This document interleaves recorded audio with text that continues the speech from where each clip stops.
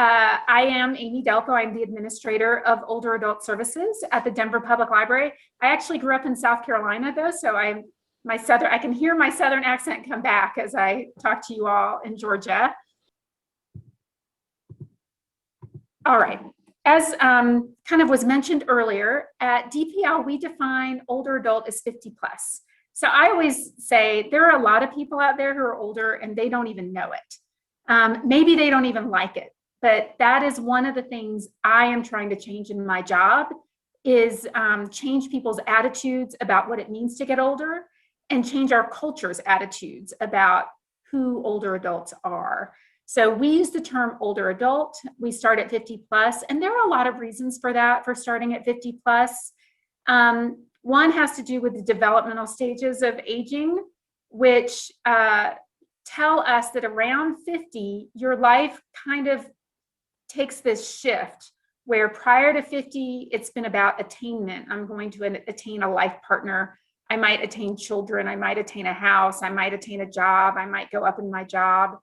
I want to gain these skills. And around about 50, this shift happens where there's a lot of loss to life and there's a lot of plateauing. So maybe our parents are dying or getting sick and dying. Maybe our children are growing up and leaving home. Maybe in our career, we've plateaued. Maybe we're starting to learn physical changes or experience physical changes that mean we're getting worse at certain physical activities and not better. So that shift tends to happen around 50, and that's why we at DPL started with 50 plus as the age of our older adults.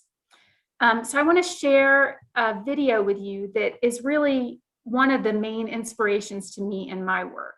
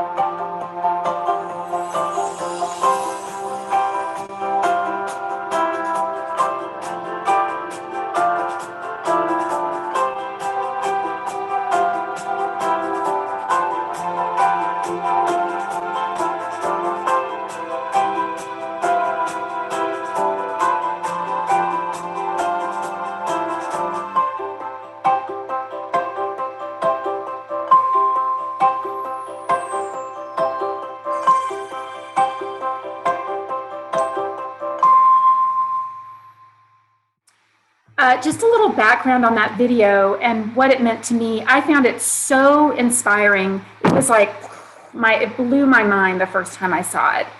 And one of the reasons it blew my mind is because at Denver Public Library, and I don't know about your libraries, our attitude about old people or older adults was what I call the rocking chair model. We have large print books, we have homebound services, we have programs about brain health or dementia, and all of these things are important. I'm not denigrating them at all, but they're a deficit-based view of getting older.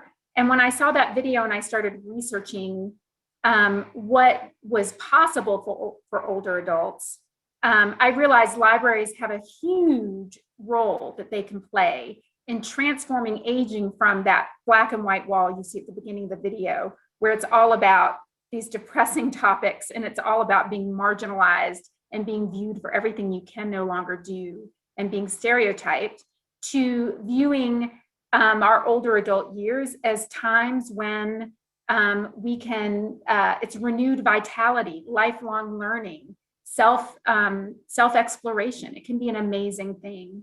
So I'm curious, and I'm going to go back and share my screen again in a minute, but I would love to hear maybe, or for people to put in the chat, what your impressions of that video were. If that's new for you, if the concept of using creativity and information to turn aging into a time of joy is a new concept for you.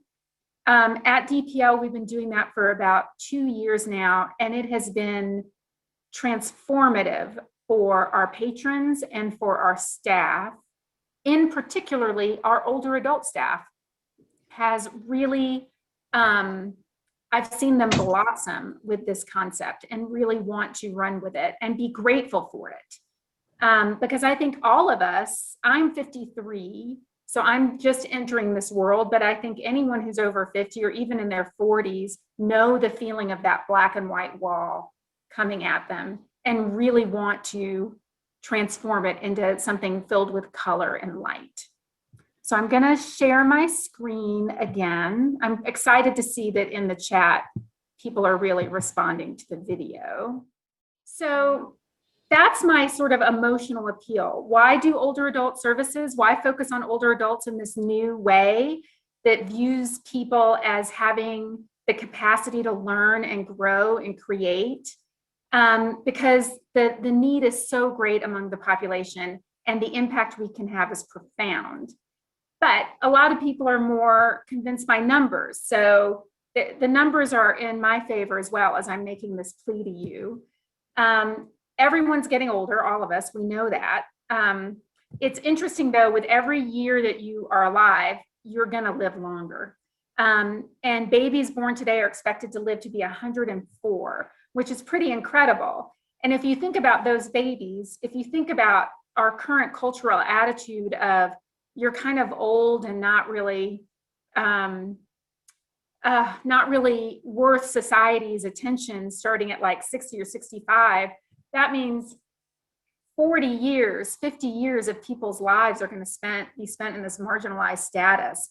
And that's a true tragedy, right? This longevity is a real gift, and we need to start looking at it that way. So the older you are, the older you will be. In Colorado, the demographics are really profound in terms of the number of older adults we have, but they're pretty profound in Georgia as well. Right now, 28.6% of people in Georgia are age 50 or older. That's more than a quarter of your population. More than a quarter of your population who could be impacted by viewing older adult services in the way that I advocate for. 15.8% are 60 or older. But to me, the most interesting thing is your senior demographic is the fastest growing demographic in your state. So I didn't spend a lot of time looking at these demographics. I'm sure if you did, you could find even more powerful numbers if you wanted to look at, for your specific library, what things are going to be happening. I know that in Denver, even based on neighborhood, some of our branches have as many as 50% of their population are 50 or older. That's huge. And so we have to really look at ways that we can best serve this population. So there are your state demographics. And then as a nation, 1 in 3 Americans is 50 older. And again, just as with Georgia, senior populations are growing faster than young populations. So it's pretty profound, the number of people. And to continue to have sort of an ageist view of older adults, it's just not going to work anymore. So we need to do better as public libraries. And I know that we can because we've done it in Denver.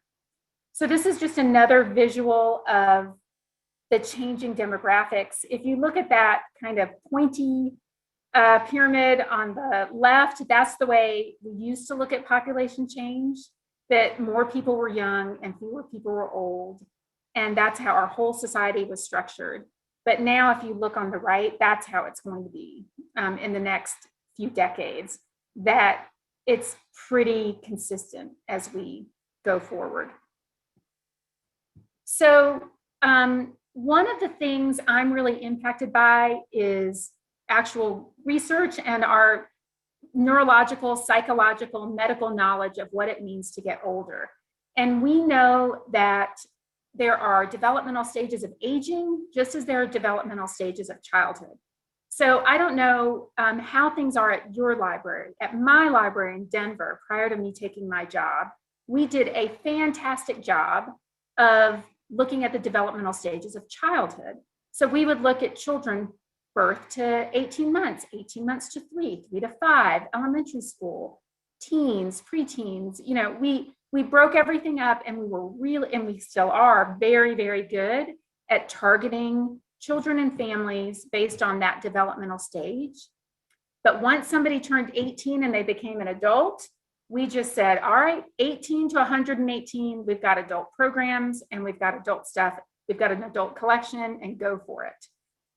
But we know that that's not really how it works. I'm sure you know that a 20-year-old and a 70-year-old do not have the same wants, needs, fears, desires as each other. Some of it is going to overlap, but there are going to be profound differences.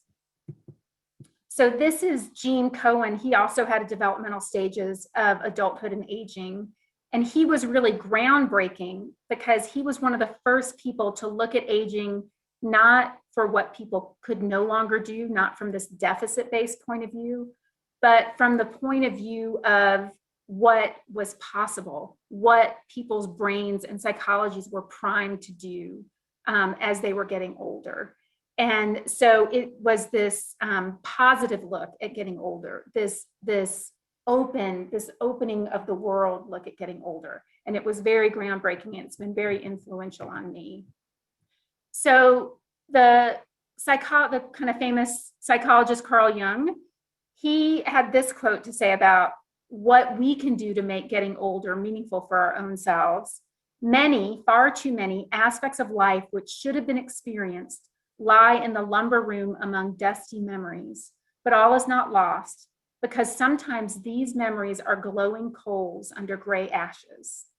And so this is one quote that's part of a much longer treatise that he wrote about how to make aging meaningful. And what he said was, when we're children, and I'm sure you all can identify with this, we're all scientists, we're all artists, we're all musicians. Like a 5-year-old is going to paint, is going to sing, is going to experiment. And we take all of those hopes and dreams, all of those ideas about what we are and who we can be, and we put them deep down into a box, and we close the box. Because as we become adults, we have to go to school, we have to pay a mortgage, we have to raise our children, we have to put food on our table, we have to go to work every day. There are all these aspects of adulthood that mean we don't engage in those activities anymore. And Jung said the great gift of aging, the great gift of getting older, of longevity, is that we have the time, the emotional space, hopefully the resources to open that box and pull those things out. So when you're 65 and you're no longer raising your kids, and maybe your house is paid off or maybe not, you can maybe explore the idea of, oh, I would love to oil paint. I thought I would become a painter and I never did, and now I want to learn how. Or I want to join a singing group, or I want to experiment in photography, or I want to learn about different places and different pieces of science. And the public library is the ideal place to do that. So I'm going to share another video with you because another big aspect of my job is to combat ageism. And I think this is a really powerful video about the impact of ageism in our society and what can be done to combat it. So let's see if I can do this transition smoother. Hey, how's it going? You can stand right there, that's her mark. How you doing? I'm great. How are you? Great. Awesome. Just tell us your first name and your age. My real age? My name is Paolo. I'm 25 years old. My name is Daniela, and I'm 19. 24. 35. 31. 33. I'm 26 years old. What age do you consider to be old? Late 40s? Maybe 50. I feel like 30s and 20s. So I'd say like 40 is old. I'd probably say 50s. I'd like you to show me how an old person would cross the street.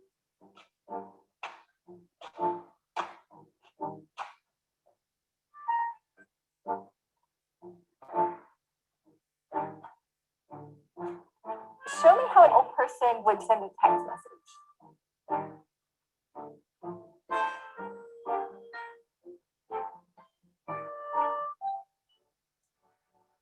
How might an old person do a push-up?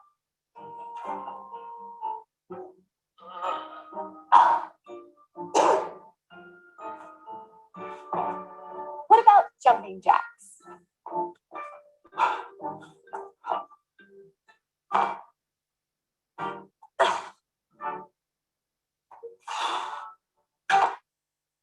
Okay, hang on. There's someone I want you to meet. Hello, I'm Birch. I'm 66. I am Daphne, and I'm 68. Dee, and I'm 55. George Fassbinder, 75. Wow. My name's Parvati. I'm 70. Nice to meet you. Nice to meet you. We're going to give you about 2 minutes to teach each other something that you are good at. I can teach you a jump that I do. Okay, please. Both of your legs go up, and your arm goes up, and your left arm goes up. Ready? 1, 2, 3. Lift 1, 2, 3. And bring it to your heart. And bring it to your heart. And head in. Yeah. I'm going to try to get you balanced. Ends up. Now, you bring your legs and your feet up. It's hard, right? Yeah. 1, 2, 3, 5, 6, 7. So when you come out of the turn, either way, you go back to that place. Over. Now forward. Over. Yeah. It's quite like this. And knee up. Okay. Jab cross. And then we'll go like this. Okay? 1, 2, 3. Now, what age might you consider to be old? Probably 80 or 90. He could just do everything that I told him to do. An age that I would consider to be old now might be 100. You remember what you said? Yeah, I said in the 50s. I thought that would be all. But when I thought about it, like, Wait a minute. I said, It really changed my thinking of what old is. You've taught me something today. Clearly, there's no way she's old, you know? now I know from today, hey, I don't look at age. At my age, I feel like I did when I was in my 20s. There's so many things that I still want to do. There's so many things that I can do. As long as I'm growing and learning, then age doesn't matter. When people start stopping, that's when they start getting old. Thank you. Thank you so much. Thanks, Daphne. It's great meeting you.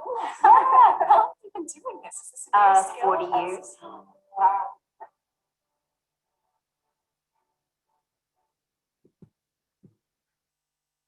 So I love that video because it shows the power of intergenerational connection. And that is another big thing that I do in my job. And it shows the power of putting people in touch with each other and having them actually know each other and not engage in stereotypes, but engage in reality. As that video kind of shows, today's older adults are They're generally healthier, happier, financially better off than previous generations. They're already doing these things I'm talking about. They're looking for these things I'm already talking about. And I really think that the public library is a great place for them to find them. But I don't want you to think I'm ignoring the realities of getting older. A lot of older adults, and this is really true in Denver, I don't know if it's true in your communities, we have a lot of older adults experiencing homelessness. We have a lot of older adults with food insecurity, financial problems. Older adults have health problems. They have a lot of cognitive challenges, dementia. They're suffering a lot of losses. They're grieving various things. So it's not that I'm ignoring those things. We still serve those older adults and really have a great deal of compassion for them. It's that I'm trying to broaden beyond those concepts to include the entire spectrum of older adults. So the older adult experiencing homelessness, all the way to the older adult who always dreamed of taking a trip around the world and now wants the resources to do it, the information they need to do it. That whole spectrum is what I'm looking at in my position. Oops, wrong way. So my philosophy of older adult services in a public library is positive aging, and that's what we've been talking about. It's healthy and connected aging, so it's connecting people to each other and to their communities, giving them the information they need to live their best older adulthood. And it views age as a gift, not a problem. These longevity years are something we're grateful for, not something we have to endure. So I keep saying I want public libraries to do this, and here's why. Libraries are the perfect places for older adults. I love public libraries. I'm a big fan, and it's because we're community-based. So we're in every community. In a place like Denver, which I imagine is similar to Atlanta, we're an enormous metropolitan area. But we have a library in every neighborhood. So the libraries themselves, even in an enormous metropolitan area, are familiar. They're easy to get to. They're free. We're trusted. There aren't any barriers to participation. You don't have to have a certain income. You don't have to have a medical diagnosis. You don't have to identify yourself as being old or as having some kind of condition. There's no stigma. Libraries are multi-purpose, they're multi-generational, and we have a customer service orientation. So for all those reasons, libraries are great places. I like to tell the story of one gentleman who came to my Memory Cafe, which is a program for people with memory loss, along with their friends, family members, and caregivers. And he said, "Oh, I used to come to the library when I was a little boy. My parents brought me. And then when I was a parent, I brought my children to story times. And now my children bring me here for this." And he said, "The library's been with me for my whole life. And I love the library." And I think that's just kind of a beautiful image of what makes libraries really comfortable, welcoming places. The other thing is, and again, using the Memory Cafe as an example, there's an Alzheimer's Association in the middle of Denver that's hard to get to, where you can't really park and people have to deal with traffic, and it's really intimidating. And so when the Alzheimer's Association was doing memory cafes, not that many people went. But once we started doing them in our library branches, tons of people started showing up. Because one, they didn't have to say they had Alzheimer's to come. It was easy to get to, they could park, and it wasn't intimidating. It was this place they'd always been to their whole lives. So older adults, the perfect library users. They're the perfect people for us to reach out to. They want information, and we're information. That's who we are. We're information people. They want expert advice. They need technology access and training, and they want lifelong learning. And that's our sweet spot as libraries. The other thing older adults want is they want to volunteer. So in Denver, the vast majority of our volunteers are older adults. And we love them, and we couldn't operate without them, honestly. And they also want social and community connections, and libraries are centers of community. So what better place for them to find those connections than through their public library? Also, serving older adults in this way is in alignment with traditional library values. To be welcoming to older adults, we really have to understand them. We have to create spaces that feel comfortable for them. Lifelong learning is a library value, community and connection, as I said. There's an equity piece to this, combating ageism and not having ageist thoughts ourselves about what people want or are capable of. And stewardship, which is kind of a funny word, but I think of it as the older adults in our community hold the history of our community in their hearts and in their heads. And to connect with them, to keep them engaged, it's part of really serving our community well. So my job includes so much. It includes training staff on some of these aspects of older adulthood, like the developmental stages of aging, the developmental stages of adulthood. It includes staff training on dementia, on ageism. It includes community partnerships, programming, just tons of stuff. But it doesn't have to. If you're in a small library, and I know very well right now, libraries are struggling financially because of COVID. If you're in a library without a big budget, you don't need to do all this, and you don't need a big budget to do it. You just need to change your idea about what is possible.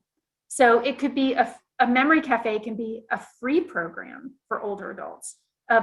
There's all sorts of things you can do that are small. You can start with one program. You can start with one training. You don't have to go big to make this change. So my older adult programming kind of falls into 5 buckets. I have quality of life programming, which is things like memory cafes.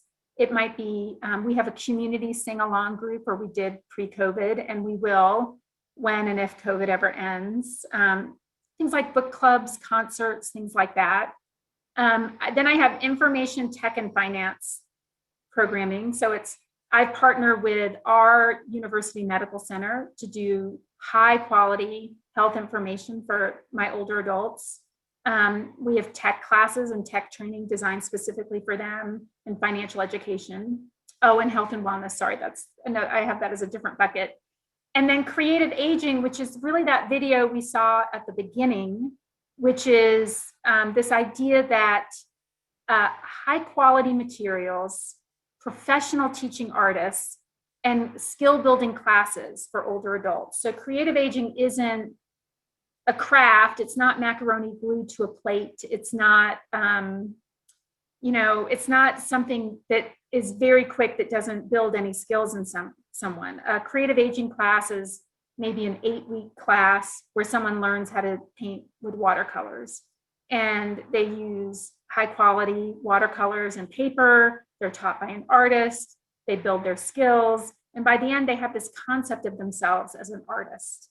And so we do a lot of creative aging programming. That programming is expensive, I'm not going to lie, but there are grants out there, and there are ways to do it that are cheaper if you don't have that much money. We also do a lot of intergenerational programming where we connect children with older adults, teens with older adults, college students with older adults. And that programming is a lot like the second video you saw, where I see going both ways. The older adults have their brains opened about millennials or Gen Z or Gen X or whoever they're talking to, and the young people have their brains opened about what it means to be older and what older adults are like. So the intergenerational programming is really powerful. One of the programs we did pre-COVID was called Generations at Play, where it was preschoolers and older adults, not connected to each other. They just came to the same program. And it was like a story time, but designed for both generations. And so we had music, and we had stories, and we had movement, and everyone did it together, and it was incredible. It was absolutely incredible. Another one we did was called, it was a community sing-along. Again, we did it weekly pre-COVID, and we will do it again. But at the community sing-along, it was all ages, but it was exactly what you would want in a multi-generational program. The older adults kind of sat in chairs along the side, and they sang and they watched, but in the middle, the families and children were dancing, and you could see the children were just lit up and enjoying all the attention they were getting. The parents were relaxed because their children were having fun and no one was complaining about them, and they were getting all the attention they needed so the parents could relax. And the older adults were just loving watching the children and singing and having this creative engagement experience. So it was a whole community experience with all generations together without the generations segregated. So the intergenerational programming has been a big part of what I do. So some of the staff training I do that I've created are how the adult brain learns. The adult brain learns differently from how a child learns. And in libraries, we tend to treat all learners the same, but they're not. And so as we do programs for adults and older adults, it's good to know about those differences. I do a training on adult development and older adult development and talk really in depth about those stages that I showed you earlier and what they mean and what they mean for how we can best serve people in our library. I do a Dementia 101 training, which has been invaluable because I'm sure you all know that we see people come in, and especially with regulars, we eventually notice maybe slight changes in their memory, slight changes in their cognition. We start to worry about them. We start to wonder about them. Maybe we don't know how to best serve them. And so the Dementia 101 training is looking for those warning signs, what to do when you see those warning signs, how to best communicate with people with dementia, and how to best serve them in our library settings. And I think those have really helped us in Denver better serve people with dementia in public libraries. And we do a creative aging training based on that those creative aging concepts that I told you about earlier. So that's everything I prepared. I would love to open it up for questions. I have not been looking in the chat and comments. I don't know if anybody has a question they want to share. There are a couple of questions. Okay.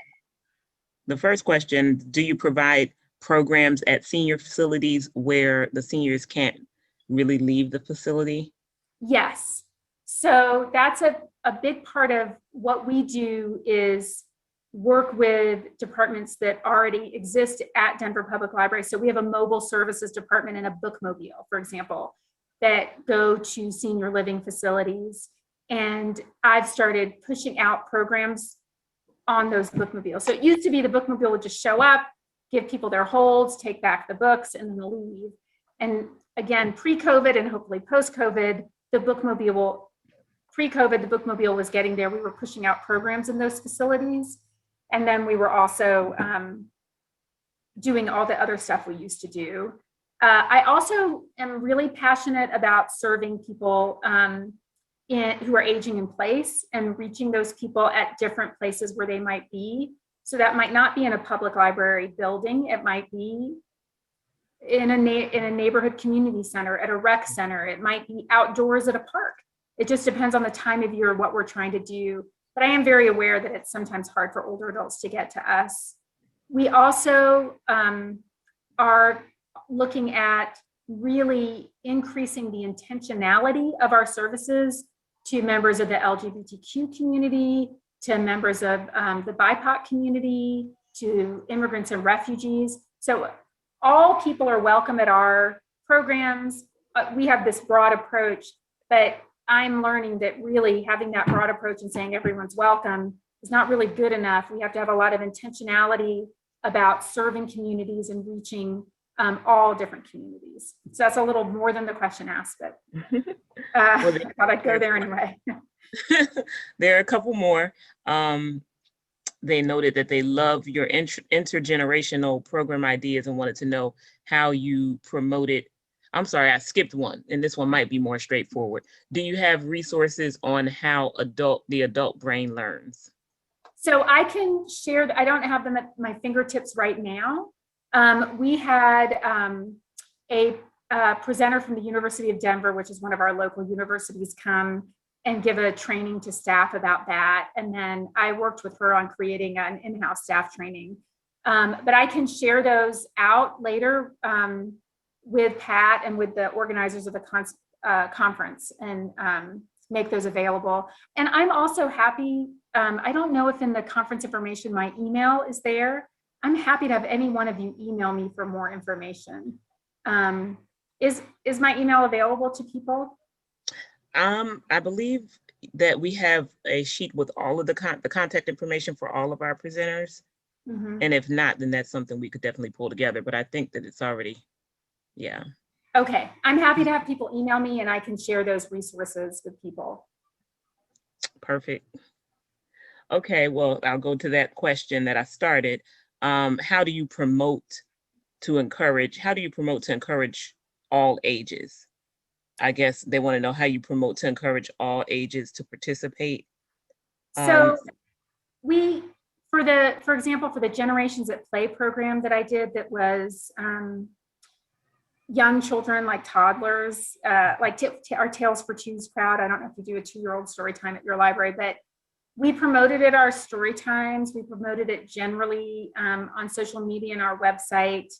I promoted it through community partners and to older adults who came into our branches. So just a variety of ways. For us, promotion is a constant challenge. And I am always trying to figure out new ways to reach people and let them know about the things we're doing. We do a lot of just hand selling. Like somebody comes into the branch and I know them and I say, "Hi, Mr. Jones, I think this would be a great program for you." But for us, promotion was challenging. It became even more challenging during COVID. I imagine it will be challenging again. Also, just a lot of promotion to parents. At DPL, there was this idea that maybe parents wouldn't want their kids to be at a program with older adults there, but that actually wasn't the case. The parents were thrilled. And part of it might be that in Denver, we have a lot of transplants. And so we have a lot of people here who do not have grandparents close by or older relatives. And so they were thrilled to have this opportunity to have their children be around older people. Yeah, I can imagine. Yeah. Okay. I think you kind of spoke to this, but they asked how would the programs change post-COVID? That's a great question. During COVID, I was very passionate about reaching my older adult people. And so we quickly shifted to a lot of virtual programming. But that was not sufficient for me because the Denver Public Library, like all public libraries, right, is a bridge across the digital divide. And I knew if we shifted only to virtual, we would be leaving out huge swaths of people who either didn't have access to tech, weren't comfortable with tech, didn't have internet, whatever the problem was. So we also have done things like creative engagement kits that we've been handing out to people that they can do on their own. We've been doing telephone programming. We have done a variety, just all different things, pushing out different materials through our bookmobiles and we've been doing things outdoors in nice weather. How will it change once COVID is over? I don't know. And this keeps me up at night. I think I will keep some of my virtual programming. We'll have some in-person programming, and I imagine we'll do hybrid programming as well. This is the next great frontier, I think, for public libraries, is how to keep what was great about COVID. Not that anything was great about COVID, but keep some of the stuff that we learned that has been useful, and how to blend it with what people need post-COVID. Right. Yeah, we literally had that conversation on our outreach team, like post-COVID, what, you know. What? I don't know. Yeah, I actually think the next technology great breakthrough after Zoom is going to be how to have a really high quality, effective hybrid program. I haven't figured out how to do that yet. Yeah. That's where we landed. I think it'll be some kind of hybrid. It's going to look like, yeah. Exactly. Yeah.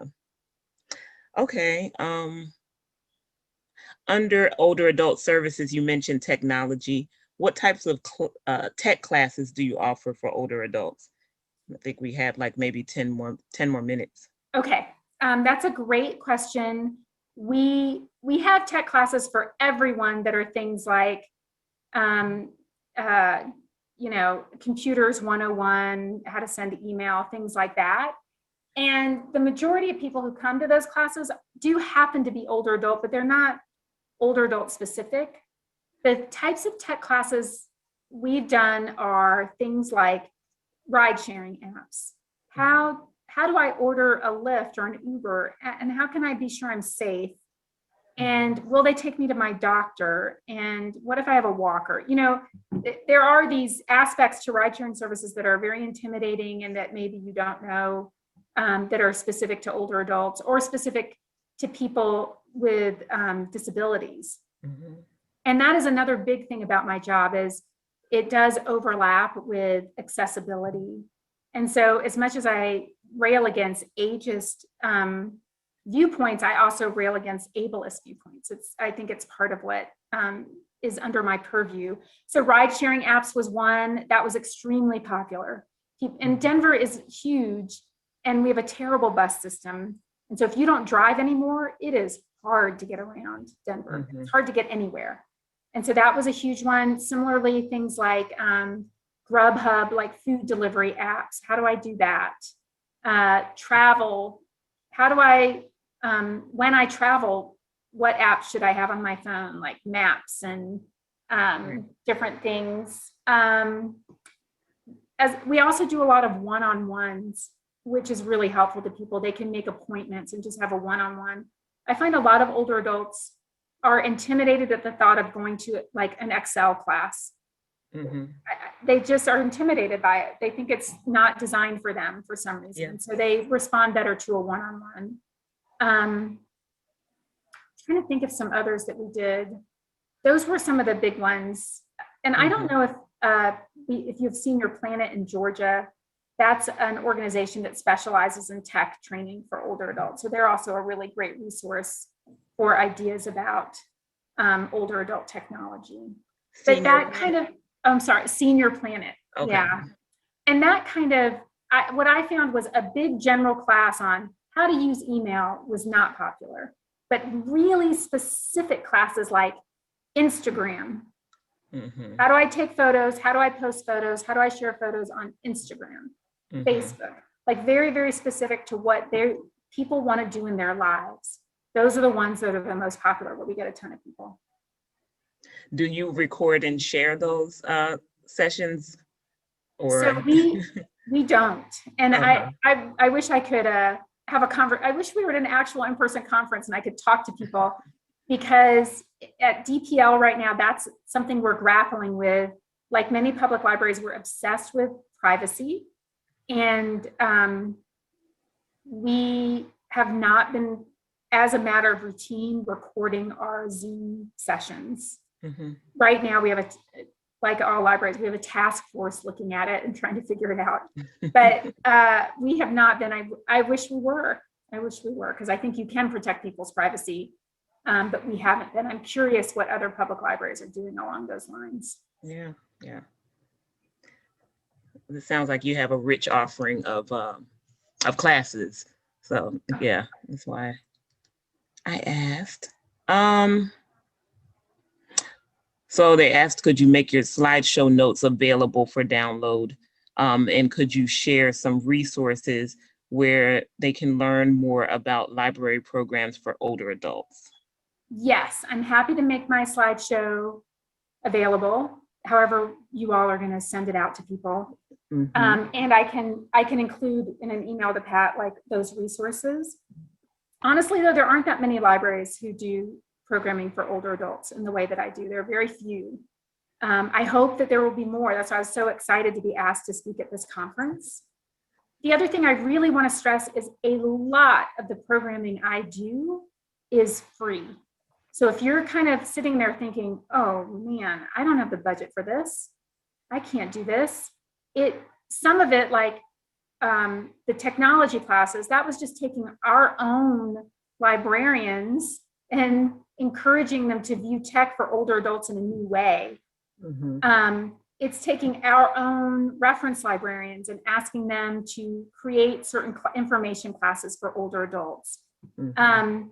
A lot of it was people in the community going to like our local university, and I know not everybody has a local university. I grew up in a really small town, so I understand that. But, and asking them, would you offer some health information classes for free? You'd be surprised how many older adult artists are willing to teach art classes for free. The singing classes, things like that. So I don't want you to feel like it's something you can't afford. It's really just a brain shift to begin. Yeah. Yep. The same type of shift that we always are trying to kind of promote folks to think about accessibility in that same sense. Yeah. Exactly. I often say so much of what is accessible doesn't cost any money. You can put reading glasses at the reference desk and have them available, or you can put a chair next to the reference desk, or you can make your font bigger. Like, so much. It's just thinking about it, seeing it, understanding that that's an option. Certainly. Oh, you've got a few questions. I think we can get. So I want to make sure this was the next one. Where can she find the video? But the video is linked. The video is linked in her presentation, I believe. So we're going to share the presentation. Yeah. Oh, I'm sorry, I scrolled way up. And also, while you're kind of looking, people, I have what I call an open email policy. So I have my email out there for all older adults in my community. They can email me if they have questions or if they have ideas. And I feel the same way about librarians. If you go to, we have an older adult landing page on our website. It's denverlibrary.org/older adults. You will find information there, a list of our programs and my contact information. Okay. So that's denverlibrary.org/older adults, all one word. Yep. Okay, great. Someone asked if you could expand on the telephone programming that you did. So we have something that we call Litline, where people can call up and hear a pre-recorded short story, essay, poem. We do those in English and Spanish. So that's something, and we change them every week. So people call every week to hear those. People can do, certain classes lend themselves to telephone, like meditation classes. And mindfulness is a big thing that I do because there's so much research on the benefits of mindfulness for older adults. So a meditation class is a very natural class for the phone. We're not interacting with each other. You don't need to see anything. You can just be led in that mindfulness exercise.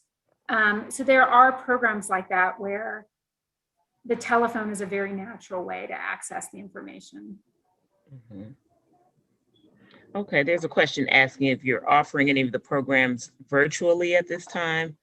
Yes, so we're offering almost all of the programs that we offered before virtually. And a lot of them, I would have told you at the beginning, or I thought to myself, this is not going to work. So for example, the Memory Cafe, which is people with Alzheimer's and dementia, along with their caregivers, it's a social group. And I thought there's no way they're going to be able to engage on the screen. They're not going to be able to use the tech. I was beside myself about this. And I've been shocked. We get 30, 40 people at a Memory Cafe. They talk, they laugh, they engage with each other. They've made friends. It's pretty amazing. And so we did that virtually. Another class that I just did not think was going to work virtually, but has, are art classes. We're doing a series of classes called Art Afternoon, which is every Monday. We just did one yesterday. An artist from the community designs a project using materials you can find in your home. So, because I didn't want people to have to go shopping if they were afraid to leave their houses. So the very first one we did was watercolor using tea and coffee. Yesterday we made, do you remember making salt dough when you were a kid, Play-Doh? Yeah. So we made salt dough and we colored it with things like turmeric and cabbage and what was another, chili powder and cocoa powder and cinnamon. And we did all these different colors and we made sculptures out of salt dough. I didn't think that program would work virtually. I didn't think people would want to do an art program virtually. They love Yeah, it. They they're really absolutely love it. translated. In fact, at my Salto program yesterday, I had somebody from Atlanta. I was like, how did you find my program? And that's been the other funny thing is at my meditation class last week, we had people from Italy.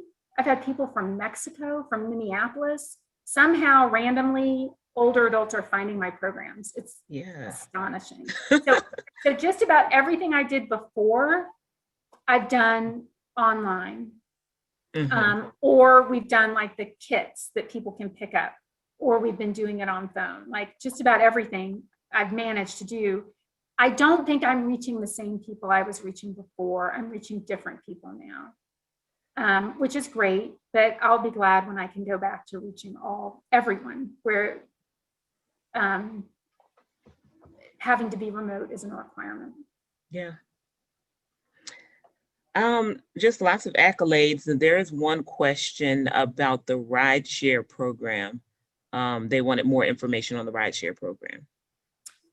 So we covered everything from the different rideshare possibilities, which in Denver, like Lyft, Uber, we have something called Hop, Skip, Drive here. The pros and cons of each program, how to actually download it on your phone. If you didn't have a smartphone, how could you access it? So like, for example, Hop, Skip, Drive, they have a phone number you can arrange. You know, there's like GoDaddy, I think is one with a phone number. So we covered that, how to download it, and then how to ensure as best you can that it's safe.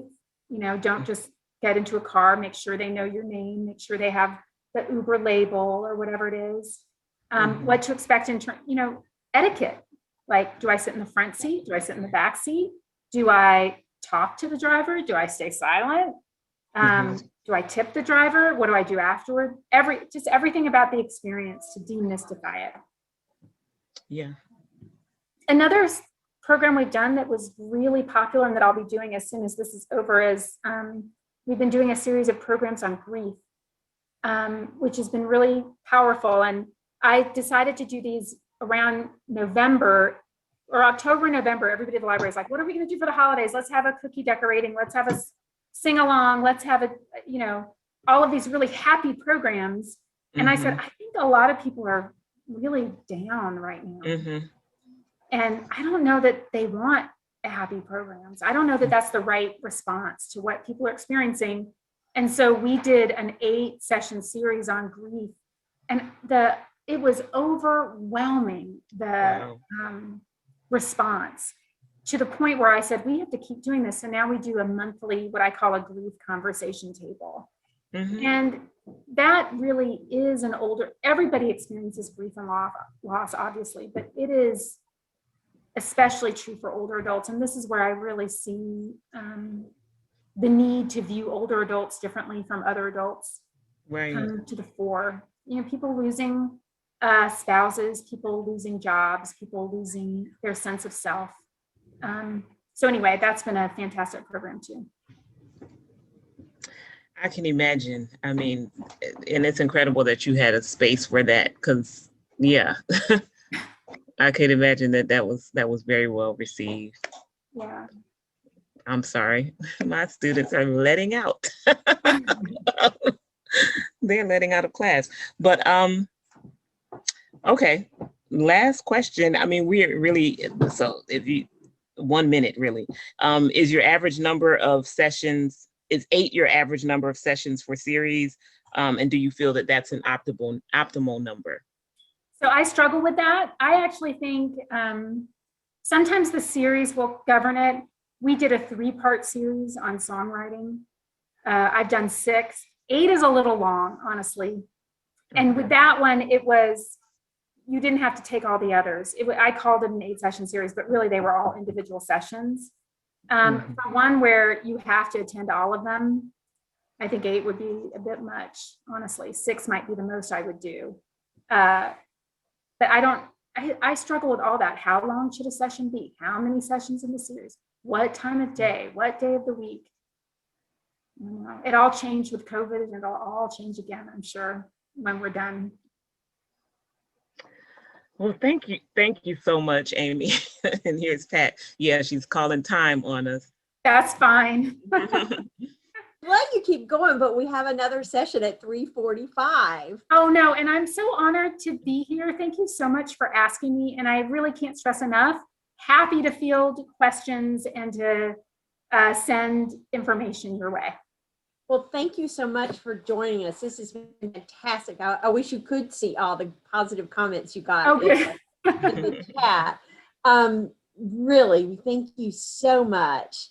And everyone, a lot of the questions were, I want links, I want the slides. We're going to share as much of this as possible. I think all our presenters have given us the chance to share this. We're working with Dorcas Davis, our continuing education director at Georgia Public Library Service. We're going to get this stuff up on Niche Academy when possible. And we will try to keep links to the slides on the GLASS webpage as well. So we do that every year when we have our conference, and we're happy to continue that tradition so that you can carry this information back to your libraries. We do appreciate it. So thank you, Amy. All right, so I'm going to pop out, but thank you for having me. Have a great rest of your day.